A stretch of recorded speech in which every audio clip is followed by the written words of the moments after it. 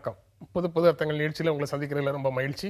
இன்றைய நிகழ்ச்சியில் பங்கேற்பதற்காக வழக்கறிஞர் காசிநாத பாரதி அவர்களும் இந்திய கம்யூனிஸ்ட் கட்சியின் சி மகேந்திரன் அவர்களும் நம்ம அரங்கத்துக்கு வந்திருக்கிறாங்க. வணக்கம். மழை வேண்டி சிறப்பு பூஜைகள் நடத்துவதற்கான சுற்றறிக்கை நீர்வளத்துறை தலைமை பொறியாளர் மேல நடவடிக்கை எடுக்கணும் அப்படின்னு சொல்லி காங்கிரஸ் கட்சி தலைவர் AVKS இளங்கோவன் வலியுறுத்துறாரு. மழை இல்லை, மழை வேணும்னா வர்ண பகவானை நோக்கி நீங்க பூஜை நடத்துங்க. அரசு அதிகாரி தன் கட்டுப்பாட்டுக்குள்ள இருக்கக்கூடிய பிற மாவட்ட அதிகாரிகளுக்கு சுற்றறிக்கை அனுப்புறது அப்படிங்கிறது இளங்கோவன் சுட்டி காட்டுற மாதிரி ஒரு வினோதமான விஷயமாக இருக்கு, சட்ட விரோதமாகவும் இருக்கு. அதை நீங்க எப்படி பார்க்குறீங்க? அதாவது தமிழ் மாநில காங்கிரஸ்னு ஒரு இயக்கம் உருவானதற்கு பிறகு அந்த காங்கிரஸ் பெரிய இயக்கம் உயிர்ப்போடு இருக்கிறதுங்கிறத காட்டுறதுக்காகவே தினந்தோறும் பரபரப்பான அறிக்கைகளை அறிக்கைகளை மட்டுமே வைத்து அரசியல் நடத்த முடியுங்கிறத ஒரு புது கோட்பாட்டை கண்டுபிடித்திருப்பவர் AVKS இளங்கோவன். அதனால தினந்தோறும் எதையாவது இது ஏதோ இப்போது நடைமுறையில் இருப்பத விஷயம் கிடையாது. காமராஜர் காலத்திலிருந்த இணையதளங்களில் பல்வேறு செய்திகள் வந்து கொண்டே இருக்கின்றன. காமராஜர் காலத்திலேயே மேட்டூர் அணை நிரம்பிய போது அதுக்கு பூஜை செய்தார்கள். அது மாதிரி ஒவ்வொரு புதிய அரசு அலுவலகங்கள் தொடங்குகின்ற போது, அரசு அலுவலகங்களுடைய கட்டிடப் பணிகள் தொடங்குகின்ற போது பூமி பூஜை நடத்துவதுங்கிறது இயல்பாக நடக்கிறது. அது மாதிரி பார்த்தீங்கன்னா ஆயுத பூஜை காலங்களில் அனைத்து அரசு அலுவலகங்களிலும் கோலம் போடுவது இது நடைமுறை விதி. இதனால ஒரு எதுவும் மக்களை பாதிக்குதானா? இன்னைக்கு மேகி நூடுல்ஸுக்கு எதிரான ஒரு இது இன்னைக்கு உச்ச நீதிமன்றத்தினுடைய ஆணையின்படி இன்னைக்கு மிகப்பெரிய பரபரப்பு நடந்து கொண்டிருக்கும் போது அந்த பரபரப்பை மாற்றுகின்ற விதமாக ஏதோ ஒரு அறிக்கையை மட்டும் வெளியிட்டுக் கொண்டிருக்கிறார். மழை வேண்டும்னு நினைக்கிறாரா இல்லது இந்த மழை வேண்டும்னு இவங்க கொடுத்த இதை தவறுங்கிறாராங்கிறது இங்க எனக்கு தெரியவில்லை. ஏன்னா அவங்களுடைய காங்கிரஸ் ஆட்சி காலத்திலே இதே நடந்து கொண்டிருந்தது. அதனால ஏதோ ஒன்றை செய்வது, அறிக்கைகளை மட்டுமே வைத்து அரசியல் நடத்துவது, மக்கள் மன்றத்திற்கு செல்லாமல் மக்களுக்கு எந்த விதமான நலப்பணிகளையும் செய்யாமல் அன்னைக்கு லட்சக்கணக்கான மக்கள் செத்துக் கொண்டிருந்த போது இந்த AVKS இளங்கோவன் போன்ற தலைவர்கள் காங்கிரஸ் ஈழத்தில் இருந்து கொண்டிருந்த போது இந்த காங்கிரஸ் பெரிய இயக்கத்தில் இருந்தார்களா? அன்றைக்கு என்ன செய்து கொண்டிருந்தார்கள்? அன்றைக்கு ஒரு தர்ணாவாவது அந்த காங்கிரஸ் பெரிய இயக்கத்தை எதிர்த்து நடத்தி இருக்கலாம். சரி, நீங்க பழைய சம்பவங்கள் எல்லாம் எடுத்து சொல்லி அவருக்கு இன்னைக்கு இதை பத்தி எல்லாம் பேசுவதற்கு எந்த விதமான தகுதியும் கிடையாதுன்னு சொல்ற அளவுக்கு பேசுறீங்க. அப்படி இருக்க முடியுமா அப்படிங்கிறது தெரியல. மகேந்திரன், நீங்க எப்படி பார்க்கிறீங்க? இது அவர் சொல்ற ஒரு விஷயம் மதம் தொடர்பான நடவடிக்கைகள், மத நம்பிக்கை சார்ந்த விஷயங்கள் எல்லா காலங்களிலையும் அரசு அலுவலகங்கள்ல நடந்துட்டு தான் இருக்கு அப்படிங்கிறத இதை நியாயப்படுத்துறதுக்காக சொல்றாரு. இல்ல, அதாவது விஷயம் என்ன அப்படின்னாக்க, ஒன்றில் பண்பாட்டு சம்பந்தப்பட்ட சில செயல்பாடுகள் இருக்கு. அந்த செயல்பாடுகள் காலங்காலமா இருக்கிறாங்க. அது ஒரு சிறிய நம்பிக்கை. ஒரு அணை கட்டுகிற போதோ அல்லதே போல நண்பர் சொன்னதை போல ஆயுத பூஜை நடத்துகிற காலங்களிலேயோ நடைபெறக்கூடிய நிகழ்வுகள் நம்முடைய கலாச்சாரத்தினுடைய ஒரு பகுதியாக கருதப்படுகிறது. ஆனால் ஒரு சுற்றறிக்கை போட்டு செய்யணுமா அப்படிங்கிறது ஒரு மிக முக்கியமான ஒரு கேள்வி. AVKS இளங்கோவன் அந்த கேள்வி எழுப்புறதுல தப்பு இல்லைன்னு நான் நினைக்கிறேன். நம்முடைய இந்திய அரசியலமைப்பு சட்டமே என்ன சொல்லுதுனாக்கா, சயின்டிஃபிக் டெம்பர், அதாவது அறிவுபூர்வமான கருத்துக்களை வளர்த்தெடுத்து அறிவு ரீதியாக சிந்திக்க வைப்பது என்பது நம்முடைய ஆட்சியினுடைய கடமைகளில் பிரதான ஒன்று. அதுக்கு இந்து, முஸ்லீம், கிறிஸ்துவர்கள் அப்படிங்கிறதல்ல. மனிதனே கொஞ்சம் விஞ்ஞானமாக இருக்கணும். அவனுக்கு ஒரு மனதில் தனிப்பட்ட முறையில் சில நம்பிக்கைகள் இருக்கலாம், அது வேற விஷயம்.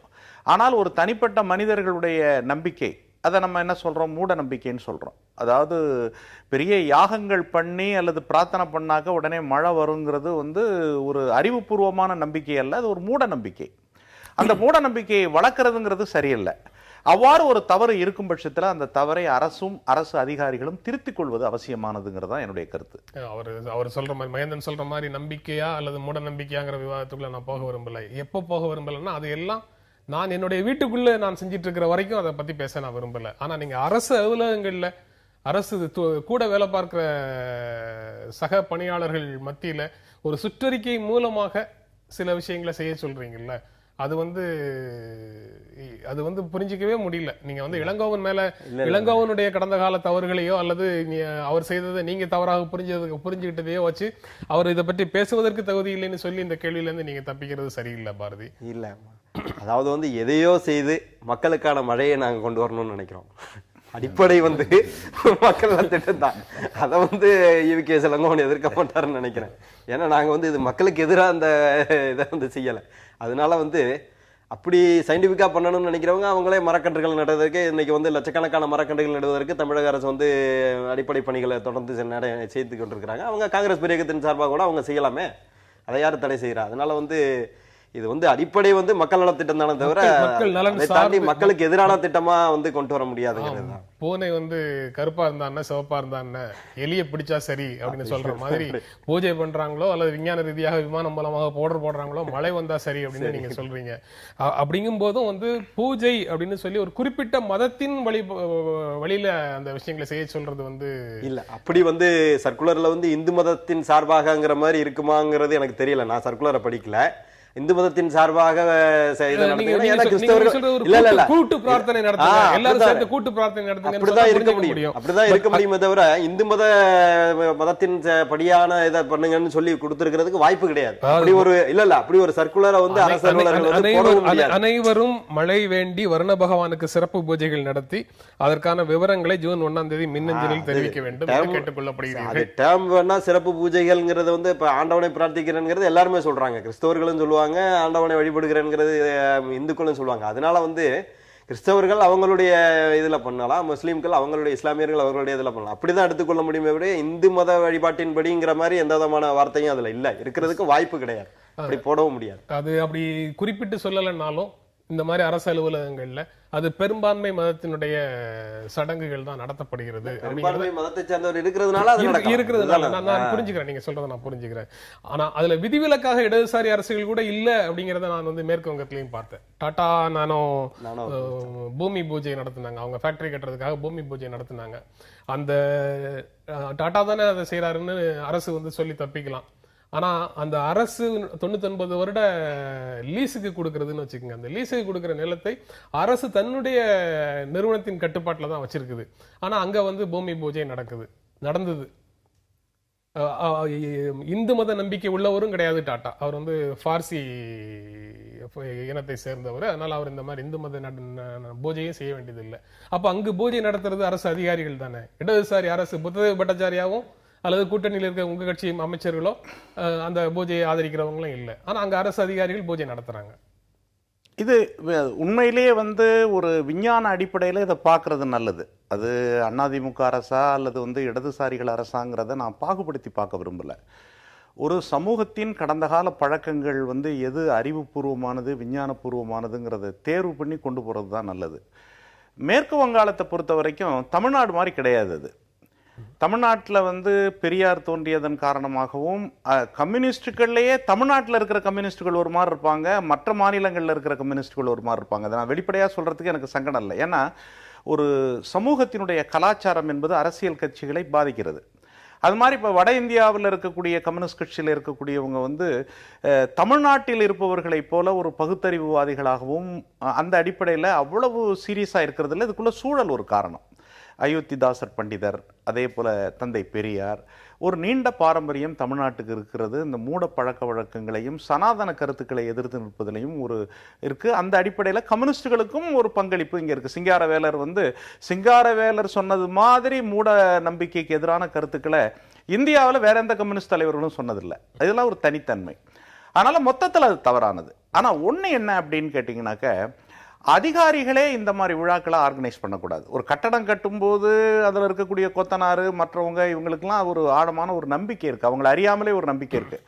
அந்த நம்பிக்கையை வந்து நீங்கள் முற்றிலும் தகர்க்க முடியாது அந்த முதலில் துவங்குகிற போது. ஆனால் இதை வந்து government it self is organising அப்படிங்கிறது வந்து எனக்கு சரியா படலை. ரெண்டாவது வந்து இந்த 21ஆவது நூற்றாண்டில் வந்து வர்ண பகவானுக்கு பூஜை பண்ணி தான் மழை வரணும் அப்படின்னு சொன்னாக்க வெறும் பூஜையே பண்ணிட்டு மழையை தெரிவிச்சுட்டு போகலாம். அது சயின்டிஃபிக்கு விஞ்ஞானத்துக்கு ஒரு பொருத்தமற்றது அப்படிங்கிற கருத்தை வந்து நம்ம ஏற்றுக்கொள்வதும், ஏதோ தவறு நடந்திருந்தால் கூட அதை அரசாங்கம், தமிழக அரசு வந்து எதிர்காலத்தில் இந்த மாதிரியான குறைபாடுகள் EVKS இளங்கோவன் சில காரணங்களுக்காக சொல்லியிருக்கலாம். ஆனால் வந்து இது வந்து சமூகத்துக்கும் அரசாங்கத்தினுடைய வளர்ச்சிக்கு நல்லது. அரசு அவர் மேல ஒழுங்கு நடவடிக்கை எடுக்கணும் அப்படின்னு சொல்றத வந்து நீங்க எப்படி பாக்குறீங்க? என்ன பொறுத்த வரைக்கும் அறிவுறுத்தணும்னு நினைக்கிறேன். அவரை கூப்பிட்டு அவருக்கு வந்து அறிவுறுத்தணும். அவரே கூட இதுல வந்து ஒரு விஞ்ஞானிகளே பெரிய விஞ்ஞானிகளா இருப்பாங்க, அவங்ககிட்ட கூட ஒரு மூட நம்பிக்கை பழக்க வழக்கத்தின் காரணமாக இருக்கிறதுக்கு வாய்ப்பு இருக்கு. அது வந்து த்ரூ த கவுன்சிலிங் அதை வந்து அந்த அவர்களிடம் இருக்கக்கூடிய மூட நம்பிக்கையிலிருந்து அவர்களை விடுவிப்பது அவசியமே ஒழிய ஒழுங்கு நடவடிக்கை எடுக்கிறது அப்படிங்கிறத விட அந்த மாதிரி செஞ்சா நல்லா இருக்குங்கிறது என்னுடைய அபிப்பிராயம். எம்ஜிஆர் நடித்த எங்கள் தங்கம் அப்படிங்கிற சினிமா நினைக்கிறேன். எம்ஜிஆர் வந்து கதா காலட்சேபம் பண்ற மாதிரி ஒரு காட்சி இருக்குது. அதுல வந்து வெளிநாட்டில் செய்யற ஒப்பந்தம் செஞ்சுக்கிறோம், அது ராக்கெட் அனுப்புறதுக்கு உண்டான ராக்கெட்டு மற்ற எல்லா விஷயங்களையும் நீ கொண்டு வா, அந்த அனுப்புறதுக்கு அனுப்புற அன்னைக்கு நடத்துற பூஜைக்கு உண்டான தேங்காய் பழம் எல்லாம் நான் கொண்டு வரேன் அப்படின்னு சொல்லி கிண்டல் அடிச்சு ஒரு கதா காலட்சேபம் இருக்கு. எம்ஜிஆர் நடிச்ச படத்துல உண்டானதுதான். அத அதிகாரிகள் பார்த்திருப்பாங்களா இல்லையான்னு தெரியல. அந்த திடீர்னு அமாவாசை வந்துட்டுனா என்ன பண்றதுங்கிற பிரச்சனை வந்து நல்லா ரொம்ப ரொம்ப தமாஷா இருக்கும் அந்த படம். எங்க காலத்துல ரொம்ப ஃபேமஸ். அது சட்டையர் வந்து அவ்வளவு திடீர்னு அமாவாசையில சந்திரன் இல்லைன்னா எப்படி சந்திரனுக்கு போறதுன்னு ஒரு கேள்வி வந்து நிற்கும். அது எம்ஜிஆர் நடிச்ச படம் தான், அதனால நீங்க அதை பார்க்கலாம். பொதுவாக இது மட்டும் இல்லை, நீங்க சொல்றீங்க ஆயுத பூஜை என்னைக்கு நடக்குது அதனால வந்து இது ஜஸ்டிஃபையபிள் அப்படின்னு சொல்றீங்கல்ல. பொதுவாக அரசு அலுவலகங்கள்ல இது போன்ற விஷயங்கள் வேண்டாம் அப்படின்னு சொல்றது சரியான நிலைப்பாடு தானே, மதச்சார்பற்ற அரசு அப்படின்னு சொல்லும் போது? இல்ல, மதச்சார்பற்ற அரசு நான் வந்து மாற்றுக்கிறது கிடையாது. நான் இப்ப என்னுடைய கருத்தா என்ன சொல்றேன்னா, அவங்க வந்து அந்தந்த மதத்தை சேர்ந்தவர்கள் அவங்கவுங்களுடைய நம்பிக்கையின்படி வந்து மழை வேண்டி பிரார்த்தனை செய்யுங்கள்ங்கிறதா அதனுடைய கருத்தா இருக்க முடியுமே தவிர மாறி இருக்கிறதுக்கான வாய்ப்பு இல்லைங்கிறதா என்னுடைய கருத்தா பதிய வைக்க விரும்புறேன். இன்றைய தமிழ் நாளிதழ் ஒன்றுல பாரதிய ஜனதா கட்சியினுடைய தேசிய செயலாளர் ஹெச் ராஜாவோட ஒரு பேட்டி வந்திருக்குது. அதுல அனைத்து இந்திய அண்ணா திராவிட முன்னேற்ற கழகத்துக்கும் பாரதிய ஜனதா கட்சிக்கும் இடையில கொள்கை வேறுபாடுகள் எதுவும் இல்லை அப்படின்னு சொல்றாரு. காசிநாத பாரதி, நீங்க அந்த அவருடைய ஸ்டேட்மெண்ட்டை எப்படி பாக்குறீங்க? அது அவருடைய ராஜா அவர்கள் தேசிய செயலாளர் அவருடைய சொந்த கருத்து. அது அதிமுகவினுடைய கருத்து என்னங்கிறத அதிமுகவினுடைய அதிகாரப்பூர்வமானவர்கள் தான் தெரிவிக்கணும், நான் தெரிவிக்க முடியாது. பாரதிய ஜனதா கட்சிக்கும் அனைத்து இந்திய அண்ணா திராவிட முன்னேற்ற கழகத்துக்கும் இடையில கொள்கை வேறுபாடு எதுவும் இல்லை அப்படின்னா ரெண்டும் தனித்தனியான கட்சிகளாக இருக்கணுமா அப்படின்ற ஒரு கேள்வி வருது. இல்ல அதை வந்து அவர் எந்த அடிப்படையில சொல்லியிருக்காருங்கிறது தெரியல. மக்கள் நல திட்டங்களை பொறுத்த வரைக்கும் அதிமுக அரசு வந்து மிகச்சிறப்பா செயல்படுது, அதை கூட அவர் பாராட்டுகின்றது. பாரதிய ஜனதா கட்சியின் தேசிய செயலாளர் ஹெச் ராஜா சமீப ஓராண்டு காலமாக பல மாதங்களாக தமிழ்நாட்டில் பெரியாருக்கு எதிரான பிரச்சாரத்தை செய்துட்டு வராரு. முதலமைச்சராக பதவியேற்கிறதுக்கு முன்னாடி ஜெயலலிதா வந்து பெரியார் படத்துக்கு அஞ்சலி செலுத்திட்டு வர்றாங்க. இந்த இரண்டும் ஒரே கொள்கையின்பால் நிற்கிறவங்க செய்யற வேலையா? இல்ல, அது தனிப்பட்ட ஒரு சில இது கூறுகளை மட்டும் எடுத்துக்கொண்டு நம்ம பேச முடியாது. பெரியார் அண்ணா அவர்கள் கண்டெடுத்த இயக்கத்தினுடைய அடுத்தடுத்த படிநிலைகள் தான் அனைத்து இந்திய அண்ணா திராவிட முன்னேற்ற கழகம் செயல்பட்டு கொண்டிருக்கிறது. எந்த விதமான மாற்று கருத்தும் கிடையாது. இந்துத்துவ சக்திகளை ஆதரித்து அதிமுக இன்றைக்கும் செயல்பட்டதும் கிடையாது. ஒரு தனிப்பட்ட ஒரு மதத்தின்பால் பற்று கொண்ட கட்சியும் கிடையாது. அதனால வந்து அது எந்த அடிப்படையில் அவர் ராஜா அவர்கள் சொன்னாருங்கிறது தெரியவில்லை. மகேந்திரன், நீங்க எப்படி பாக்குறீங்க? நான் பாரதிய ஜனதா கட்சியை பொறுத்த வரைக்கும் எல்லா கட்சிகளையும் தங்களுடைய அரவணைப்புல வச்சுக்கிட்டு இந்தியாவை ஒரு இந்துத்துவ நாடாக மாற்றணும்னு நினைக்கக்கூடிய அந்த நினைவின் ஒரு பகுதியாகத்தான் இதை கருதுகிறேன். அனைத்து இந்திய அண்ணா திராவிட முன்னேற்ற கழகத்தோடு பல்வேறு கருத்து வேறுபாடுகள் எல்லாருக்கும் இருக்குது, அது வேற விஷயம். அது அதிமுகவினுடைய ஒரு மதசார்பின்மை, பெரியார் கொள்கை, அண்ணா கொள்கை, இதுக்கும் இப்போ இருக்கிற நடைமுறைக்கும் என்ன வேறுபாடு இருக்குங்கிறதெல்லாம் வேற விஷயம். நான் அதுக்குள்ளே போக விரும்பலை. என்னுடைய மிக முக்கியமான ஒரு கேள்வி என்ன அப்படின்னாக்க, இவ்வாறான ஒரு அறிக்கையை வெளியிட வேண்டிய ஒரு அவசியம் இவருக்கு ஏன் வந்திருக்குங்கிறது எனக்கு புரியல. அதுக்கு ஒரு காரணம் இருக்கு. இது வந்து இந்துவோட செய்தியாளர் கேட்கிறாரு, அதிமுக திமுகவோட கூட்டணி இல்லைன்னு சொல்றீங்க, ஆனா திமுகவை விமர்சிக்கிற அளவுக்கு நீங்க அதிமுகவை விமர்சிக்கிறது இல்லையே ஏன் அப்படின்னு கேட்கிற கேள்விக்கு அவர் வந்து பதில் சொல்றாரு. திமுகவோட எங்களுக்கு அதிக அடிப்படையில கொள்கை ரீதியான வேறுபாடுகள் நிறைய இருக்கு, அதிமுகவோட அப்படி இல்லை அப்படின்னு சொல்றாரு. அது ரொம்ப தப்பான ஒன்று. அண்ணா திராவிட முன்னேற்ற கழகம் என்பது இப்போ எம்ஜிஆரால் உருவாக்கப்பட்டது. அவருடைய காலத்தில் அதனுடைய கொள்கைகள் இதெல்லாம் நீங்கள் எடுத்து பார்த்தீங்கன்னாக்க தமிழர் நலம் அதில் இருக்குது. அதே போல் இந்திய கூட்டாட்சி சம்பந்தப்பட்ட கொள்கைகள் இருக்குது. அதே போல் இந்துத்துவத்துக்கு எதிரான கருத்து நிலை பலது இருக்குது. ஆட்சிக்கு வந்ததுக்கு பிற்பாடு கூட அந்த விஷயங்களெல்லாம் அவங்க ஏற்றுருக்குறாங்க. அதனால் இவர் வந்து வேற ஏதோ ஒரு உள்நோக்கத்தோடு அதாவது வந்து அரசியலில் தங்களை பலப்படுத்திக் கொள்வதற்காக கையாளக்கூடிய ஒரு தந்திரங்கள். இந்துத்துவா பல தந்திரங்களை கையாளுது, அரசியல்லையும் கையாளுது, அதே போல சமூக தளத்திலையும் சமூக வாழ்விலும் கையாளுது. அப்படிப்பட்ட தந்திரங்களில் ஒன்றாகத்தான் நான் இதை கருதுகிறேன். அவருடைய மிக முக்கியமான ஒரு விஷயத்தை நீங்க பார்த்தீங்கன்னா, பெரியாரின் மீது தாக்குதல் தொடுக்கிறதுக்கு என்ன காரணம்னு ரொம்ப டீப்பாக போய் பார்த்தீங்கன்னாக்க, இந்துத்துவாவை தமிழ்நாட்டில் கன்சாலிடேட் பண்ணுறது. அதே போல் இதை போல் அரசியல் கட்சிகள் சில அரசியல் கட்சிகளை தாக்கி, சில அரசியல் கட்சிகள் இப்போ திமுக அதிமுக ரெண்டுக்கும் அடிப்படையான வேறுபாடுகள் இருக்கலாம், அது வேற விஷயம். ஆனால் ரெண்டு கட்சிகளும் வந்து திராவிட இயக்கத்திலிருந்து வந்ததுங்கிறத யாராலும் மறுக்க முடியாது. அது வந்து முதலமைச்சராக இருக்கிற மரியாதைக்குரிய ஜெயலலிதாவும் மறுக்க முடியாது, அதே போல் கலைஞரும் மறுக்க முடியாது. அது அந்த கட்சியிலேருந்து தான் வந்திருக்குது, அல்லது அதனுடைய ஃபாஸ்ட் தப்புன்னு அவங்க யாரும் சொன்னது கிடையாது. அப்ப இதை அவர் கொஸ்டின் பண்றதுடைய காரணம் என்ன அப்படின்னாக்க, என்னை பொறுத்தவரையில் இது ஒரு ஆழமான ஒரு கருத்து நிலைக்கு எதிரான ஒரு பிரித்தாளும் சூழ்ச்சி என்பதுதான் என்னுடைய கருத்து. அது ரொம்ப பகிரங்கமாக அவர் மீது நான் குற்றச்சாட்டு வைக்க விரும்புகின்றேன். பொது நிலையில் வளர்ந்திருக்கக்கூடிய கருத்துக்கள், சில கருத்துக்கள் தமிழ்நாட்டில் எல்லாராலும் அங்கீகரிக்கப்பட்ட சில கருத்துக்கள் இருக்கு. அந்த கருத்துக்களை உடைத்து அதிலும் ஆழமான பிளவை உருவாக்க வேண்டும் என்கின்ற ஒரு உள்நோக்கம் அந்த கருத்தை வளர்த்தெடுக்கிறது. அதுதான் ஆர்எஸ்எஸ்னுடைய கொள்கையா இருக்கு, அதுதான் இந்துத்துவத்தினுடைய கொள்கையா இருக்கு. அந்த அடிப்படையில் தான் இவர் இதை செயல்படுத்துகிறார் என்பது என்னுடைய பகிரங்கமான குற்றச்சாட்டு. இது தொடர்பாக நீங்க எதையும் சொல்ல விரும்புறீங்களா? இல்ல, எதுவுமே சொல்ல விரும்பல. இல்ல, அவருடைய தனிப்பட்ட கருத்து, இதை பத்தி நம்ம என்ன கருத்து தெரிவிக்கிறது ஒன்று. பாரதிய ஜனதா கட்சியினுடைய பாரதிய ஜனதா கட்சி அதிமுகவோட நெருங்கி செல்கிறதா அப்படின்னு கேட்கிற கேள்விக்கு, ஜெயலலிதாவை முதலமைச்சராக நீடிக்கிறதுல ஒரு அரசியல் நாகரீகம் தொடர்பாக நாங்க எல்லாரும் வாழ்த்து சொன்னோமே தவிர அதிமுகவோட நெருங்குறதாக சொல்றது தப்பு அப்படின்னு சொல்றாரு. ஸோ திமுக அதிமுகவுக்கு ரெண்டு கட்சியோட நாங்க நெருங்கல அப்படிங்கிறத சொல்லிட்டு ஏன் அதிமுக அதிகமாக விமர்சனம் செய்யலைங்கிறதுக்கு மட்டும்தான் அந்த கருத்தை சொல்றாரு. நீங்க ஒண்ணு வேணாம், ஹச் ராஜாவுடைய ஓராண்டு கால அறிக்கையை எடுத்து நீங்க படிச்சு பார்த்தீங்கன்னாக்க மிகப்பெரிய குழப்பங்கள் தான் ஏற்படும். வழக்குல வந்து தண்டிக்கப்பட்ட போது ஒரு கருத்து, மீண்டும் அவங்க வந்து வழக்கிலிருந்து விடுவிக்கப்பட்டதுக்கு பிற்பாடு ஒரு கருத்து, இப்படி கருத்து நிலைகள்ல வந்து ஒரு அடிப்படையான மாற்றம் இருக்கு. இப்ப எங்களை பொறுத்த வரைக்கும் கருத்து நிலை ஒன்றுதான், அந்த ஒரு கருத்து நிலையில தான் நாங்கள் வந்து வச்சு பார்க்குறோம். அதனால தனி மனித விமர்சனங்கள் எங்களுக்கு கிடையாது, ஒரு கொள்கை அடிப்படையிலான ஒரு விமர்சனம். ஆனால் இவர் என்ன பண்றாரு அப்படின்னாக்க, தனிநபரின் மீது தாக்குதலை தொடுத்து அல்லது தனிநபரின் மீது தீவிர ஆறுதலை கொடுத்து அதிலிருந்து வந்து ஒரு சித்தாந்த ரீதியான கருத்து ரீதியான ஒரு சமூக பிளவை உருவாக்குவதற்கு ரொம்ப ஆழமான முறையில் செயல்படுறாரு. அது ஆர்எஸ்எஸ்னுடைய மிக அப்பட்டமான இந்திய தேசத்தை ஒரு பிளவுபட்ட அரசியலை, இந்திய ஒற்றுமையை சீர்குலைக்கக்கூடிய ஒரு நடவடிக்கைகளில் ஒன்று. அதை தமிழ்நாட்டில் செய்யணும்னு அவர் பார்க்கிறார். இதான் என்னுடைய கருத்து. ஆர்கே நகர் இடைத்தேர்தலில் போட்டியிடுறதுக்கு நேற்று ஜெயலலிதா வேட்புமனு தாக்கல் செய்தார் அப்படிங்கிறது ஒரு செய்தி. அவரை எதிர்த்து போட்டியிடுறதுல இந்திய கம்யூனிஸ்ட் கட்சி சி மகேந்திரனை வேட்பாளராக நிறுத்தி இருக்கிறது. 2 செய்திகள் இருக்குது. நீங்க ஜெயலலிதா வேட்புமனு தாக்கல் அப்படிங்கிற செய்தியில அவங்க வீட்டில இருந்து கிளம்பி பாதி தூரம் வரைக்கும் முதலமைச்சராக வராங்க, அதற்கப்புறம் மீதி தூரம் வந்து அதிமுக பொதுச் செயலாளராக வராங்க, அல்லது வேட்பாளர் மனு தாக்கல் செய்யறதுக்காக வராங்க. ஒரு வழக்கறிஞராக நீங்க சொல்லுங்க, அது வந்து அவசியமானதா? இல்லை, அவசியமானதா இல்லையாங்கிறத விட தொண்டர்களுடைய நம்பிக்கை இன்றைக்கு ஒட்டுமொத்த தமிழகத்திலும் இன்றைக்கு மக்கள் நலப் பணிகளை முன்னெடுத்து செல்வதிலே புரட்சித் தலைவி அம்மா அவர்கள் மிகப்பெரிய வெற்றியை பெற்றிருக்கிறார்கள்.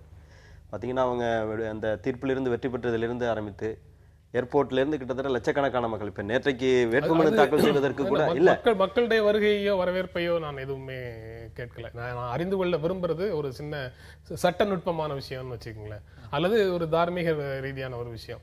வீட்டிலிருந்து புறப்படும் போதே அதிமுக பொதுச் செயலாளராக அவங்க அதிமுக கொடி கட்டிய கார்ல வர்றதுல என்ன சிக்கல் இருக்கு? பாதி தூரம் முதலமைச்சராக வந்து நடுவில் ஒரு இடத்துல நிறுத்தி அங்கிருந்து கிளம்பும் போது கொடி கட்டிய கார்ல, கட்சி கொடி கட்டிய கார்ல கிளம்புனாங்க அப்படின்னு சொல்லி செய்தியில சொல்றாங்க. புனித ஜார்ஜ் கோட்டையை தாண்டி ரிசர்வ் வங்கி அலுவலகம் அருகில் வந்த போது அவருடைய வாகனத்தில் இருந்து தேசிய கொடி அகற்றப்பட்டு அதிமுக கட்சி கொடி பொருத்தப்பட்டது, வாகனத்தில் இருந்த தமிழக அரசு சின்னமும் மறைக்கப்பட்டது அப்படின்னு அந்த செய்தியில இருக்கு. அது வந்து தேவையா? ஏற்கனவே பல சர்ச்சைகள் அவங்கள சுத்தி வரும்போது இதுவும் வந்து ஒரு சர்ச்சையாக வர்றதுக்கு இடம் கொடுக்கிறது அவசியமா அப்படிங்கிற சென்ஸ்ல தான் நான் கேட்கிறேன். ஒரு மிகப்பெரிய தலைவர்களுடைய நடை கூட வந்து விமர்சிக்கப்படும். அதனால வந்து அது ஒரு இம்பாக்ட் ஆங்கிறது தெரியல எனக்கு. ஆனா வந்து இன்னைக்கு ஒட்டுமொத்த தமிழ் மக்களும் தங்களுடைய நலத்திட்டங்களை தங்களுடைய வெல்ஃபேருக்காக தங்களுடைய நலத்திற்காக பாடுபடுகின்ற ஒரே தலைவர் புரட்சி தலைவி அம்மா அவர்கள்ங்கிறதுல வந்து மாற்றுக்கிறதே கிடையாதுங்கிறதுனால இன்னைக்கு லட்சக்கணக்கான தொண்டர்கள் அவர்களுடைய வெற்றியை எதிர்நோக்கி காத்திருக்கிறார்கள். அதனாலதான் வந்து இன்னைக்கு அவங்களுடைய அனைத்து நிகழ்வுகளையும் வந்து விமர்சிக்கிறாங்கன்னா வேற எதுவுமே விமர்சிக்க முடியல. அதனாலதான் வந்து ஈவி.கே. இளங்கோவன் போன்றவர்கள் வந்து அப்படியே விமர்சனங்களை தொடர்ந்து சொல்றாங்கிறது வந்து மாற்றுக்கிறதே கிடையாது. ராம்தாஸ் தினமும் அறிக்கை விடுறாரு, கலைஞர் தினமும் அறிக்கை விடுறாரு. ஆனா நீங்க உங்களுக்கு வந்து ஈவி.கே. இளங்கோவன் விடுற அறிக்கை மட்டும் உங்களை வந்து ஆழமாக பாதிக்குது. இல்ல கொஞ்சமாவது மக்கள் சக்தி உள்ளவங்க ஒரு சில வேலைகளை செய்தா நம்ம ஏற்றுக்கொள்ளலாம். சரி, மகேந்திரன் நம்முடைய சீஃப் மினிஸ்டர் சிஎம், அவரை எதிர்த்து இந்திய கம்யூனிஸ்ட் கட்சியிலிருந்து C Mahendran CM versus CM அப்படின்ற மாதிரியான ஒரு போட்டியா இது? அப்படி சொல்ல முடியாது. இது வந்து கம்யூனிஸ்ட் கட்சி ஒரு போட்டியை நடக்கிறதுக்கும் ஒரு போட்டியில் பங்கு பெறத்துக்கும் மற்றவங்க பங்கு பெறத்துக்கும் ஒரு அடிப்படையான வேறுபாடுகள் இருக்கு. இப்போ தேர்தலில் வெற்றி தோல்வி அல்லது யாரு என்ன ஏதுங்கிற வியூகங்களை மட்டுமே வைத்து அரசியல் கட்சிகள் தேர்தலில் போட்டியிடுறது, அது இடைத்தேர்தலாக இருந்தாலும் சரி பொது தேர்தலாக இருந்தாலும் சரி. ஆனால் கம்யூனிஸ்ட் கட்சிகளை பொறுத்த வரைக்கும் அதனுடைய அகில இந்திய மாநாடுகள், இந்திய கம்யூனிஸ்ட் கட்சியினுடைய மாநாடு அகில இந்திய மாநாடும் அதே போல மார்க்சிஸ்ட் கம்யூனிஸ்ட் கட்சியினுடைய அகில இந்திய மாநாடும் ரெண்டு கட்சிகளும் இணைந்து ஒரு ஒன்றுபட்ட ஒரு அரசியலை உருவாக்க வேண்டும். இது ஏதோ இடைத்தேர்தலில் அல்லது ஒரு விஷயத்தில் மட்டுமல்ல. இந்த இடைத்தேர்தல்ங்கிறது எங்களுக்கான ஒரு துவக்கம், எங்களுடைய அரசியலை வலிமை மிகுந்த ஒரு அரசியலை, இந்தியாவினுடைய தலையெழுத்தையும் அதே போல தமிழ்நாட்டுக்கான ஒரு புதிய அரசியல் திட்டத்தையும்.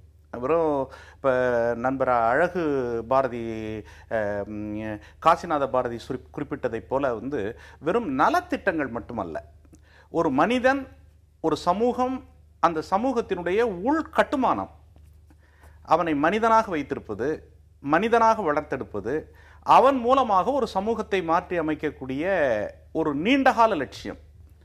அந்த லட்சியங்கள் எந்த நாட்டில் இருக்கிறதோ அந்த நாடுகள் தான் இன்று உலகத்தில் தலை நிமிர்ந்து நிற்கிறது. ஜப்பானை சொல்ல முடியும், உலகத்தின் பல நாடுகளை சொல்ல முடியும். மனிதர்களுடைய அறிவாற்றல், அவர்களுடைய பங்களிப்பு ஒரு சமூகத்தில் எப்படி இருக்கிறது என்பது, இதை அடிப்படையாக கொண்டிருக்கக்கூடியது கம்யூனிஸ்ட் கட்சி. இப்போ நாங்கள் தேர்தலில் போட்டியிடுற போது வந்து பெரிய கூட்டங்கள், ஊர்வலங்கள் அல்லது வெற்றி தோல்விகள் என்பதை அடிப்படையாக வைத்து தோத்து போவோம் அப்படிங்கிறதுக்காக எலெக்ஷனில் பங்கு பெறாமல் இருக்கிறது இல்லை. நாங்கள் ஏன் அதில் பங்கு பெறணும்னு நினைக்கிறோம் அப்படின்னாக்க, மிகப்பெரிய ஒரு மக்கள் மத்தியில் எங்களுடைய வலிமை பொருந்திய கருத்துக்களை எடுத்து சொல்ல முடியும். அந்த கருத்துக்கள் படிப்படியாக வளர்த்தெடுப்பதற்குரிய ஒரு மிகச்சிறந்த ஒரு வாய்ப்பாக இதை நாங்கள் கருதுகிறோம். அதுல நீங்க சொல்றதுல வந்து கருத்து வேறுபாடுன்னு பெரிதாக இருக்கிறதுக்கு எதுவும் இல்லை. ஆனா இவ்வளவு காலமாக நீங்க அதைத்தானே செஞ்சிட்டு இருந்தீங்க, இப்பதான் புதிதாக துவக்கம் அப்படின்னு சொல்றது எப்படி? இவ்வளவு காலமாக நாங்கள் செய்திருந்தாலும் கூட வலிமை மிகுந்த அரசியல் அப்படின்னு சொல்றீங்க. வலிமை மிகுந்த அரசியல் பலவீனமான கட்சிகளாக இருக்கு ரெண்டும். இல்ல, அதாவது கருத்துக்கள் பலம் பொருந்தியவை, போதிய அளவுக்கு கட்சிகள் அந்த கருத்துக்களை மக்களிடம் கொண்டு செல்லக்கூடிய அளவிற்கு வளரவில்லை என்கக்கூடிய அல்லது வந்து அதுக்கான வளர்ச்சியான சாத்தியக்கூறுகள் குறைவா இருக்குங்கிற உங்களுடைய விமர்சனத்தை கம்யூனிஸ்ட் கட்சிகள் மறுக்கல. நாங்களே அந்த விமர்சனத்தை செய்யறோம். ஆனால் இதை செய்யறதுக்கான ஒரு சூழல் தேவைப்படுது. ஏன்னா இந்தியாவில் கம்யூனிஸ்டுகளுடைய எண்ணங்களால் மட்டும் மாறுதல்கள் வர்றது கிடையாது. மிகப்பெரிய அரசியல் சக்திகள், அப்புறம் வந்து கார்ப்பரேட் நிறுவனங்களுடைய பல்வேறு தந்திரங்கள், இந்த தந்திரங்களுக்கு மத்தியில் கம்யூனிஸ்ட் கட்சி செயல்படும் போது சில நேரங்களில் அதற்கான வாய்ப்பு எங்களுக்கு ஏற்படுகிறது. இப்போ அது மாதிரி ஒரு வாய்ப்பு எங்களுக்கு வந்திருக்குன்னு நாங்கள் நினைக்கிறோம். நாடாளுமன்ற தேர்தலுக்கு பிறகு கம்யூனிஸ்டுகள் ஒரு தனி மேடையில் நின்று கருத்துக்களை சொல்லி ஒரு பன்மைத்துவம் பொருந்திய ஒரு அரசியல், அதாவது அரசியல் என்று சொன்னால் ஒற்றை அல்ல, ஒரு சொல்லுக்கு கட்டுப்பட்டு எல்லாரும் இருங்க அப்படிங்கிறது இல்லாமல் பன்மைத்துவம் பொருந்திய அரசியல், பன்மைத்துவம் பொருந்திய புளூரலிஸ்ட் கேரக்டர் இன் த கண்ட்ரி. நாடு ஒரு பன்முக நாடு அப்படின்னு சொன்னாக்க, வேற்றுமையில் ஒற்றுமை இதெல்லாம் பேசுறோம் அப்படின்னாக்க, இதை எல்லாவற்றையும் இணைக்கக்கூடிய ஒரு அரசியல். அந்த அரசியலை முன்வைப்பதற்கான ஒரு அரிச்சுவடுன்னு நினைச்சுக்கங்களேன், அத ஒரு துவக்கம்னு வச்சுக்கோங்களேன். இந்த துவக்கம் பெரிதாக வளர்வதற்குரிய சாத்தியங்கள் இருக்கிறது. நீங்க தேர்தலில் நின்னாலே அது வெற்றி பெறுவதற்காகத்தான், வெற்றி பெறுவதற்காக என்ன வேணாலும் செய்யலாம், காதல்லையும் போர்லையும் எல்லாமே நியாயமானவைன்னு சொல்ற மாதிரி இப்போ தேர்தலில் வெற்றி பெறுவதற்கும் எதை செய்தாலும் நியாயமானவை அப்படிங்கிற ஒரு கோட்பாடு தமிழ்நாட்டில் அதிகமாக வளர்ந்து கொண்டிருக்கக்கூடிய ஒரு சூழல்ல இந்திய கம்யூனிஸ்ட் கட்சி, மார்க்சிஸ்ட் கம்யூனிஸ்ட் கட்சி மாதிரியான கூட்டணி இப்படி ஒரு போட்டியை பிரச்சாரம் செய்வதற்காக போட்டியில இறங்குறோம், கருத்துக்களை சொல்வதற்காக போட்டியில இறங்குறோம் அப்படின்னு சொல்றாங்களே, அந்த அவர்களோடு முதலமைச்சர் போட்டியிடுவதை நீங்க எப்படி பாக்குறீங்க? இல்லை, ஜனநாயகத்தில் யார் வேண்டுமானாலும் போட்டியிடலாம். ஜனநாயகத்தில் போட்டி தவிர்க்க முடியாதது, இயல்பானது. அதில் வந்து மாற்று கருத்தே கிடையாது. ஆனால் வந்து இந்த கருத்துக்களை மட்டுமே மக்களிடம் கொண்டு போய் சேர்த்து விட முடியுமாங்கிறதுல எங்களுக்கு வந்து கருத்து வேறுபாடுகள் இருக்கிறது. இப்போ அரசு என்பது வெல்ஃபேர் ஸ்டேட், சமூகத்திற்கான அரசாகத்தான் இருக்க முடியுமே தவிர மாற்று கருத்து இருக்க முடியாது. இப்போ அண்ணன் தோழர் மகேந்திரன் அவர்களுக்கு மாற்று கருத்து இருக்க முடியாது. இன்றைக்கு புரட்சித் தலைவி அம்மா அவர்களுடைய வெற்றியை ஒவ்வொரு தமிழ் மக்களும் எதிர்பார்க்கிறார்கள் என்றால் அவர்கள் செய்திருக்கக்கூடிய நலத்திட்டங்கள், இன்றைக்கு கலைத்துறையிலிருந்து அவர்கள் இப்போ எவ்வளவோ கடினமான பாதைகளை கடந்து வந்திருந்த போதிலும் கூட இந்த 4 ஆண்டுகள் இப்போது பொறுப்பேற்ற 4 ஆண்டுகளுக்கு பிறகு அவர்களுடைய முல்லைப் பெரியாறு பிரச்சனையாக இருக்கட்டும், ஈழத்தமிழர் பிரச்சனையாக இருக்கட்டும், காவிரி மேலாண்மை வாரியம் அமைப்பதற்கு வழக்கு தொடுத்ததாக இருக்கட்டும், இன்றைக்கு மக்களிடம் கொண்டு சேர்க்கப்பட்ட நீங்க சொல்றது எல்லாம் தமிழ்நாட்டினுடைய அவசியமான தேவைகள், நலத்திட்டங்கள், தேவைகளுக்கான உரிமைகளுக்கான போராட்டங்களை நீங்க நீதிமன்றத்தில் நடத்துறீங்களா, களத்துல நடத்துறீங்களா, என்ன செய்திருக்கீங்கிறது தொடர்பான விஷயம். நலத்திட்டங்கள் அப்படின்னு நீங்க சொல்றது வேறு வகையானவை. அவர் வந்து நலத்திட்டங்களே பேசல, அவர் வந்து கொள்கைகளை மதிப்பீடுகளை கொள்கைகளை பற்றியோ மதிப்பீடுகளை பற்றியோ எதுவுமே பேசாம நீங்க வந்து நலத்திட்டங்கள் பேசுறீங்க. இதுவே வந்து அந்த போட்டியை வந்து அதாவது 2 கோட்பாடுகளுக்கு இடையில உண்டான போட்டியாக அதை பார்க்க வைக்குது.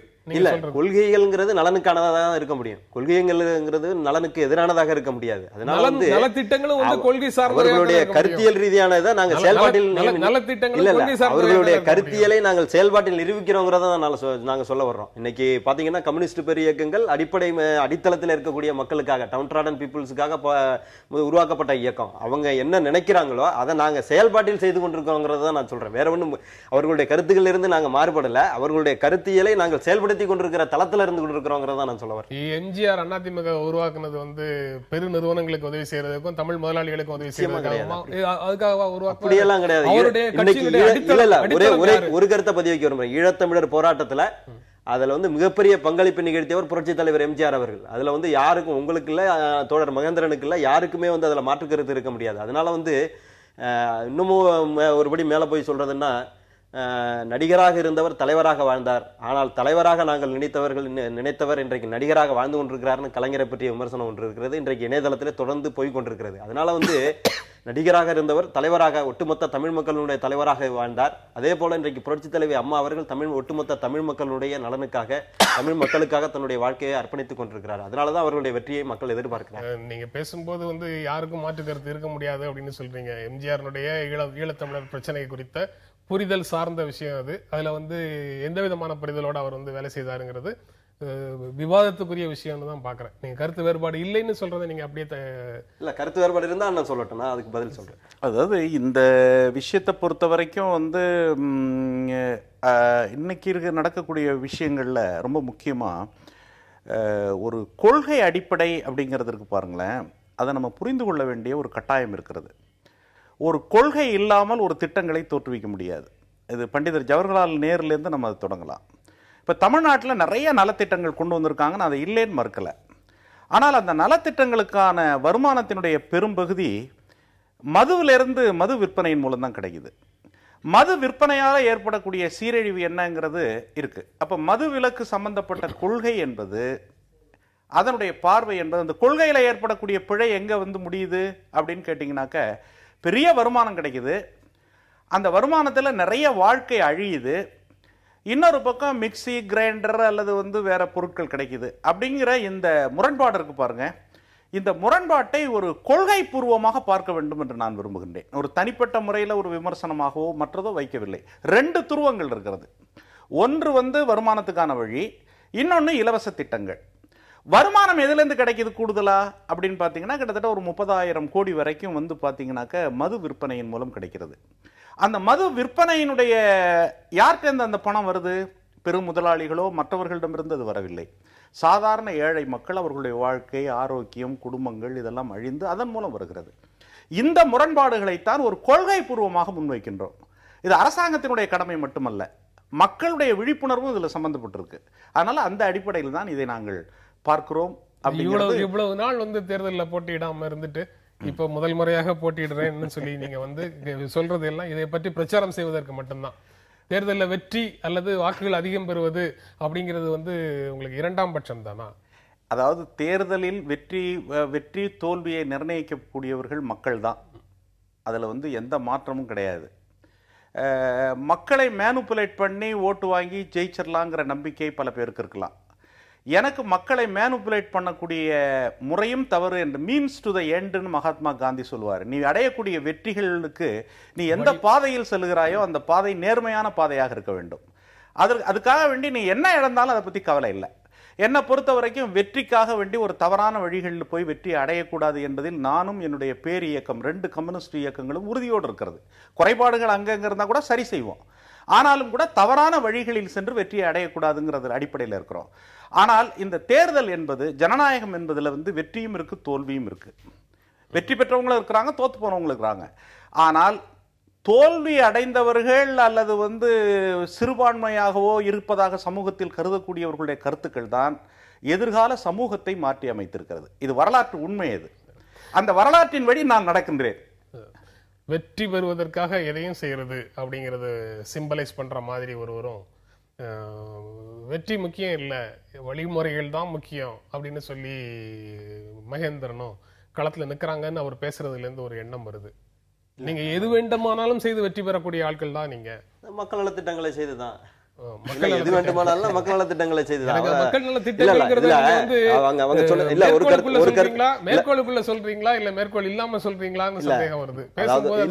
அதாவது முதல்ல சொன்னாங்க டாஸ்மாக் மூலமாக பெறுங்க. அதுக்கு மாற்று இதை மைன்ஸ் அண்ட் மினரல்ஸ் கனிம வளங்களின் மூலமாக பெறுவதற்காக ஒரு துறை உருவாக்கப்பட்டு அது விவாதம் நடந்து கொண்டிருக்கிறது. அதுல அதை விட இந்த மணல் இதிலிருந்தும் மணல் டெண்டர்கள் மூலமாகவும் பெற முடியுங்கிறத புரட்சித் தலைவர் அம்மா அவர்கள் தலைமையில் இப்போ அதுக்கான வாதம் போய்கொண்டிருக்கிறது. நிச்சயமாக அதற்கு மாற்று வழிகளை தேடிக்கொண்டிருக்கிறார்கள். அதனால இதுதான் எதிர்காலம் ஃபுல்லாவே நடக்குங்கிற மாதிரி எல்லாம் கிடையாது. அடுத்து பாத்தீங்கன்னா மக்கள் நலத்திட்டங்களை செயல்படுத்துவதன் மூலம் தான் நாங்க வெற்றியை எதிர்பார்க்கிறோமே தவிர வேற எந்த விதமான இதுவும் கிடையாது. அவங்களுடைய கருத்தியல் மக்களுக்கான நலத்திட்டங்களை செய்ய வேண்டுங்கிறது தான். அடிப்படை மக்களுக்கு கல்வி, சுகாதாரம், அனைத்து வசதிகளையும் செய்து கொடுக்க வேண்டுங்கிறதா அவங்களுடைய கருத்து. அதை நாங்க செய்துகிட்டு இருக்கோம். நீங்க நலத்திட்டங்களை அடிப்படையாக வச்சு மட்டும்தான் நாங்க போட்டியிடுறோம்னு நீங்க சொல்றீங்க. ஆனா தேர்தலில் போட்டியிடாம விலகி போகிற ஒவ்வொரு கட்சியும் உங்க மேல வைக்கக்கூடிய விமர்சனம் வேற. அதாவது இடைத்தேர்தலில் ஓட்டுக்காக பொதுமக்களுக்கு ₹1 கூட பணம் கொடுக்க மாட்டோம் அப்படின்னு அதிமுக உத்தரவாதம் அளித்தால் தேர்தலில் போட்டியிடுவது பற்றி பாட்டாளி மக்கள் கட்சி யோசிக்கும் அப்படின்னு சொல்றாங்க. பாட்டாளி மக்கள் கட்சியினுடைய கருத்தை நான் மதுவை எதிர்த்து மாநாடு நடத்துவார்கள். அங்க பாத்தீங்கன்னா பக்கத்துல இருக்கிற டாஸ்மாக்ல மது விற்பனை அதிகமா இருக்கும். அது அவர்கள் சொல்லுவது ஒன்று, நானோ என்னுடைய குடும்பத்திலோ யாரோ நாங்க அரசியல்ல எந்த அதிகாரத்திற்கும் வரமாட்டோம்னு முதல் நாள் அறிக்கை கொடுப்பாரு. பையனை முதலமைச்சர் வேட்பாளர் அறிவிப்பார். அவர் இல்ல பாட்டாளி மக்கள் கட்சி சொன்னா நீங்க அந்த மாதிரி சொல்லிடுறீங்க. இப்ப விடுதலை சிறுத்தைகள் சொல்றாங்க இடைத்தேர்தலில் ஆளுங்கட்சியினுடைய அதிகாரம் அதிகமாக இருக்கும், அதனால இந்த தொகுதியில இடைத்தேர்தலில் போட்டியிடாம நாங்க புறக்கணிக்கிறோம் அப்படின்னு சொல்றாங்க. மக்களை சென்றடைய முடியாதவர்கள் பல்வேறு விமர்சனங்களை வைக்கலாம். அதற்கெல்லாம் நம்ம மக்களை சென்றடைய முடியாதவர்கள் சொல்றீங்கல்ல, எப்படி சென்றடைகிறது மக்கள்னு தெரியாம அவங்க நிக்கிறாங்க. மக்களுக்கான போராட்டங்களை முன்னெடுங்க. நாங்க அதிகாரத்தில் இருக்கிறதுனால மக்கள் நலத்திட்டங்களை செய்யறோம். உங்களால செய்ய முடியல, நீங்க மக்களுக்கான பாக்கி போராட்டங்களை முன்னெடுங்க, மக்களை போய் சேருங்க. மக்கள்கிட்ட வீடு வீடா இப்ப நாங்க பாத்தீங்கன்னா எங்களுடைய பகுதி பொறுப்பாளர்கள் ஒவ்வொரு 1000 ஓட்டுக்கு இவ்வளவு பேருன்னு ஒவ்வொரு திண்ணை பிரச்சாரம் மாதிரி ஒவ்வொரு வீடு வீடாக அமர்ந்து ஒரு அமைச்சராக இருக்கட்டும் யாராக இருக்கட்டும் வீடு வீடாக அமர்ந்து வருகிறார்கள். நீங்க அது மாதிரி பிரச்சாரங்களை செய்யுங்கள். அதை யாரும் வேண்டாம்னு சொல்ற? அதுல ஒண்ணும் இது கிடையாது. வீடு வீடாக பிரச்சாரம் செய்யறாங்க. அதனாலதான் நலத்திட்டங்களை விவரிக்கிற மக்களோடு நேரடியாக உரையாடுவதன் மூலமாக மட்டுமே அவர்கள் மக்களிடத்திலிருந்து வாக்குகளை பெறாங்க. மற்ற அரசியல் கட்சிகள்லாம் சொல்லக்கூடிய எந்த குற்றச்சாட்டுலயும் எந்த விதமான உண்மையும் இல்லை அப்படிங்கிறது காசிநாத பாரதியினுடைய வாதம். அது அந்த மக்களுக்கே தெரியுது. இப்போ 2-3 தினங்களாக எந்த காரும் எதுவும் போக முடியாத அளவுக்கு இருக்காரு. அதனால தான் டிராஃபிக் ராமசாமி அங்கே போட்டி போட்டிருப்பாருன்னு நான் நினைக்கிறேன். டிராஃபிக்குடைய பிரச்சனை பெரும் பிரச்சனையாக இருக்காங்க. அது என்ன காரணம் அப்படின்னாக்க தமிழ்நாட்டில் இருக்கக்கூடிய கார்கள், தமிழ்நாட்டில் இருக்கக்கூடிய வசதி படைத்தவர்கள் எல்லாரும் அங்கே முகாம் போட்டாங்க. அது ஒரு ஜனநாயகத்துக்கு இது நல்லதே இல்லை. நேற்று ஒரு நண்பர் பேசிகிட்டு இருக்கும்போது சொன்னார், ஒவ்வொரு தெருவிலும் அந்த மக்களுக்கு மற்றவங்களுக்கு சம்பந்தம் இல்லாதவங்க அங்கே வந்திருக்கிறாங்கன்னு. தேர்தல் விதிமுறைகள் சிலது விதிக்கப்பட்டிருக்கு.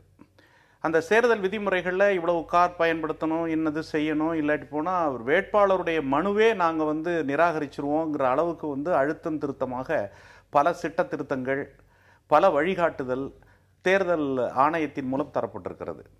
அது எதுவுமே அங்கே நிறைவேற்றப்படலை. அதனால் மக்கள்கிட்ட போய் நலத்திட்டங்களை நேரடியாக சொல்லி நாங்கள் பண்ணுறோம் அப்படிங்கிற பேரில் வந்து வேற ஏதோ நடந்துகிட்டு இருக்குங்கிறது தான் எல்லாருடைய அபிப்பிராயமும். இப்போ பத்திரிகைகளும் கிட்டத்தட்ட அது மாதிரி தான் செய்யறாங்க. கோட் ஆஃப் கான்டாக்ட்ல வந்து கடைசி 3 நாட்கள் அந்த கடைசி அந்த பிரச்சாரம் நிறுத்துவதற்கு பிறகுதான் வந்து போகக்கூடாத தவிர பிரச்சாரத்திற்கு யார் வேண்டுமானாலும் வரலாம், எந்த பகுதியில இருந்து வேண்டுமானாலும் பிரச்சாரத்தை செய்யலாம். அதுல வந்து பிரச்சாரம் செய்யறத பத்தி ஆட்சேபனை கடைசி 3 நாட்கள் தான் இருக்கக்கூடாது, அதை தடை விதிச்சிருவாங்க, எல்லாரும் வெளியேற்றிடுவாங்க. அது வந்து அதுல எந்த தவறும் கிடையாது. தம்பி சொல்றதுல எனக்கு ஆட்சேபனை இல்லை. என்ன அப்படின்னு கேட்டிங்கன்னா, இப்போ வந்து நான் வந்து வேணா வந்து ஒரு மீடியா குழு ஒன்று தயார் பண்ணி நானே அது கூட வர்றேன். எந்தெந்த இடங்களில் வீடு எடுத்து யார் யார் இருக்கிறாங்க அப்படிங்கிறத நான் வந்து இந்த ஊடகத்தின் மூலம் ஊடகத்தின் அனைத்துக்கும் நான் வந்து ஒரு வேண்டுகோள் விடுறேன். ஊடகங்களே வந்து நேரடியாக படம் பிடிச்சு எந்த இடத்துல எவ்வளவு கார் இருக்கு என்ன இருக்குங்கிறத வந்து ஒரு 2 நாள் கேம்பெயின் பண்ணீங்க அப்படின்னாக்க இந்த உண்மை வெளியில இல்ல. நாங்க பிரச்சாரத்தை கொண்டு சொல்றோம், அது தவறு கிடையாது. வீடு எடுத்து அங்கேயே தங்கி அதனுடைய விளைவு என்ன வருது அப்படின்னு நீங்க வெளியில போயிட்டு வந்தா வாகனங்கள் இல்ல வெளியில போயிட்டு வந்தா நீங்க வாகனங்கள்ல வர்றாங்கறீங்க, தங்கி இருந்தா தங்கி இருக்காங்கறீங்க. நீங்க வந்து யாருமே வேலை செய்ய கூடாது. பல பேர் வீடு வாங்கிட்டாங்க, பர்மனண்டாவே வாங்கி அது ஒரு பிசினஸ். அடிப்படை நோக்கம் வந்து தேர்தல் வேலையை செய்யக்கூடாதுன்னு நினைக்கிற மாதிரி தெரியுது. அப்படி கிடையாது. பிரச்சாரத்தை நாங்க முன்னெடுக்கலாம். எந்த பகுதியில வந்து இந்திய கம்யூனிஸ்டை சேர்ந்த தோழர்களும் வந்துட்டு தான் இருக்காங்க பிரச்சாரத்துக்கு. கடைசி 48 மணி நேரம் வந்து அங்க வந்து வெளிய தொகுதிக்கு வெளியில இருக்கிறவங்க அங்க உள்ள இருக்க கூடாது அப்படிங்கிற நடைமுறையை மட்டும் தேர்தல் ஆணையம் நடைமுறைப்படுத்தும். மற்றபடி இவங்க பிரச்சாரத்துக்கு வர்றவங்களை யாரும் கட்டுப்படுத்த முடியாது. அதெல்லாம் கரெக்ட் தான். ஆனா வந்து ஒரு தமிழ்நாட்டில் இருக்கக்கூடிய ஆயிரக்கணக்கான பேர் குடிபெயர்ந்தே இங்க வந்து தங்கிட்டாங்கன்னா என்ன பண்றது? அதுதான் இப்ப ஆர்கே நகருடைய பிரச்சனையா இருக்கு. ஆர்கே நகர்ல உள்ள சாதாரண மக்களுக்கு வந்து வாங்கக்கூடிய பொருள், ஏழைகள் அதிகம் வாழ்ற இடம் அது. அதனுடைய புள்ளி உரங்கள் மற்றதெல்லாம் தெரியுது. எப்படி இருந்தாலும் ஆர்கே நகர் உள்ளுக்கு ஒரு கடுமையான கொந்தளிப்பு இருக்கு. அந்த கொந்தளிப்புக்கான காரணம் என்னங்கிறது ஊடகங்களுக்கும் தெரியும், எல்லாருக்கும் தெரியும். அது வந்து ஊடகங்களுக்கு தெரியும்ன்றீங்க, மக்களுக்கு தெரியும்னு சொல்றீங்க. ஆனா உங்களோடு பல களங்கள்ல வந்து தோளோடு தோள் நின்று போராடிய அரசியல் கட்சிகள் வந்து அதை எல்லாத்தையும் வந்து சொல்லிட்டு களத்துல இருந்து விலகி போறாங்க. புறக்கணிப்போம்னு தான் சொல்றாங்க. நீங்க முடிவெடுத்து இப்ப போட்டிடுறீங்க, உங்களுக்கு ஆதரவு கொடுப்பாங்கங்கிற நம்பிக்கை இருக்கா உங்களுக்கு? அதாவது மக்கள் ஆதரவு கொடுப்பாங்க. மக்களை நம்பிதான் தேர்தலில் நிக்கிறோம். மக்களை நம்புறோம், மக்களிடம் விழிப்புணர்வை உருவாக்க முடியும்னு நினைக்கிறோம், மக்களிடம் கருத்து ரீதியான போராட்டத்தை நடத்த முடியும்னு நினைக்கிறோம். எப்படி அம்பேத்கர் ஒரு கருத்து ரீதி, அம்பேத்கரே எலெக்ஷன்ல தோத்தவர் தான். ஆனால் தோல்வி அடைந்து விட்டோம் என்பதற்காக அவருடைய கருத்துக்களை சொல்லலை. வெற்றி பெற்றவர்களை விட இந்தியாவில் வெற்றி பெற்ற கருத்து எது என்றால் அம்பேத்கருடைய கருத்து. மகாத்மா காந்தி தேர்தலே நிக்கல, ஆனால் அவர் சொன்ன கருத்து இருக்கு பாருங்க, அந்த கருத்து தான் வந்து இந்தியாவை வந்து ஆட்சி செஞ்ச கருத்தா மாறினது. அதே போல இன்னைக்கு நாங்க சொல்ற கருத்து தான் நாளை இந்தியாவை ஆள போகிறதுங்கிறது. 2 விஷயம் சொல்றீங்க. அதாவது அம்பேத்கர் தேர்தலில் தோத்திருக்கிறாரு, அவர் சொல்ற கருத்து தான் மிஞ்சி நிக்குது அப்படின்னு சொல்றீங்க. நீங்க தேர்தலில் நிக்கிறீங்க, ஒவ்வொரு வேளை தோற்று போறீங்க, உங்க கருத்து மிஞ்சி நிற்கும்னு அதோட ஒரு கம்பாரிசன் பார்த்து புரிஞ்சுக்கலாம். காந்தி தேர்தலே நிற்கல, அவர் கருத்து எஞ்சி நிக்குதுன்னு சொல்றீங்க. இந்த இடைத்தேர்தலை புறக்கணித்தவர்களுடைய கருத்து எஞ்சி நிற்குங்கிற பொருள் அதுல இருந்து இல்ல முடியுமா? இது வந்து என்னன்னு கேட்டீங்கன்னா, தேர்தலை வந்து காந்தி வந்து தேர்தலில் நான் போட்டியிடல அப்படின்னு சொல்லிட்டு மைனாரிட்டி கருத்தா இருந்தா கூட அந்த கருத்து ஒரு நாள் வெற்றி பெறும் நின்னாரு. அவர் வந்து இந்த தேர்தல் இடைத்தேர்தல் இந்த கருவிகளை அவர் பயன்படுத்தல. ஆனால் நாங்க வந்து இதை ஒரு கருவியாக பயன்படுத்துகின்றோம். இந்த தேர்தல் என்பது எங்களுக்கு ஒரு கருவி. அது ஏதோ வெற்றி பெற்று நாற்காலில் உட்கார்ற கருவி மட்டுமல்ல. இந்தியாவில் மறுமலர்ச்சியை, தமிழ்நாட்டில் மறுமலர்ச்சியை உருவாக்குவதற்கு, ஒரு புதிய கருத்தை மக்களிடம் கொண்டு செல்வதற்கு, பல்லாயிரக்கணக்கான இளைஞர்களை சிந்திக்க வைப்பதற்கு இந்த தேர்தலை நாங்கள் ஒரு கருவியாக கருது. இப்படி ஒரு கருத்து இருக்கு, இந்த கருத்தை நீங்கள் ஏன் சிந்திக்க கூடாது அப்படிங்கறதா எங்களுடைய. அவர் சொன்ன ஸ்டேட்மெண்ட்டுக்கு அடுத்த ஸ்டேட்மெண்ட்டாக அது எந்த நம்பிக்கைன்னு புரிஞ்சுக்கிறேன்னா, கருத்து மக்களை பற்றி கொண்டால் அது மாபெரும் சக்தியாக வடிவெடுக்கும் அப்படிங்கிற நம்பிக்கையில வேற எந்த பலமும் இல்லைனாலும், அதிகார பலம் இல்லை, பணபலம் இல்லை, ஆள் பலம் இல்லை, எது இல்லைனாலும் கருத்தின் வலிமையோட நாங்க போய் களத்துல நிற்கிறோம் அப்படின்னு மகேந்திரன் சொல்றாரு. அதை எந்த பலத்தோட நீங்க எதிர்கொள்ள போறீங்க? கருத்து பலத்தோடவா இல்ல வேறு பலங்களோடவா? நிகழ்ச்சி நிறைவு செய்யற இடத்துல கருத்தை கொண்டு போய் சேர்க்கின்ற நலத்திட்டங்களின் அடிப்படையில தான் நான் சொல்றேன். அடுத்து வந்து இந்த தேர்தலை புறக்கணிப்பவர்களுக்கு நான் சொல்றேன், இவங்க வந்து ஜனநாயக கடமையை ஆற்ற தவறுகிறார்கள்ங்கிற ஒரு கருத்தை பதிய வைக்க விரும்புறேன். ஏன்னா எதிர்க்கட்சியாக இருந்தால் சட்டமன்றத்திற்கு வருவதில்லை, ஆளுங்கட்சியாக இருந்து முதலமைச்சராக ஆனால் மட்டும் உள்ளே வருவது, எதிர்க்கட்சியாக தன்னுடைய கருத்தை பதிய வைக்கிறதிலிருந்து பின்வாங்குவது, இதெல்லாம் வந்து ஜனநாயக கடமையை செய்யறதுல இருந்து தவறுறாங்கிற கருத்தை நான் பதிய வைக்கிறேன். அரசியல்ங்கிறது நீங்க மனசில் நினைச்சிட்டு பேசுற கட்சிக்கும் நீங்க ஆதரிக்கிற ஒரு கட்சிக்கும் இடையில உண்டான அரசியலாகவே பார்த்து நீங்க பேசுறீங்களோ அப்படின்னு நினைக்கிறேன். ஆனா அரசியல்ங்கிறது இரண்டு கட்சிகளோட முடங்கி போவது இல்லை அப்படிங்கிற உணர்வு வந்து நீங்க பதில் சொல்லும் போது வருது. இந்த நிகழ்ச்சியில பங்கேற்று உங்களுடைய கருத்துக்களை பகிர்ந்து கொண்டதற்கு நெஞ்சார்ந்த நன்றி. மீண்டும் சந்திப்போம். நன்றி, வணக்கம்.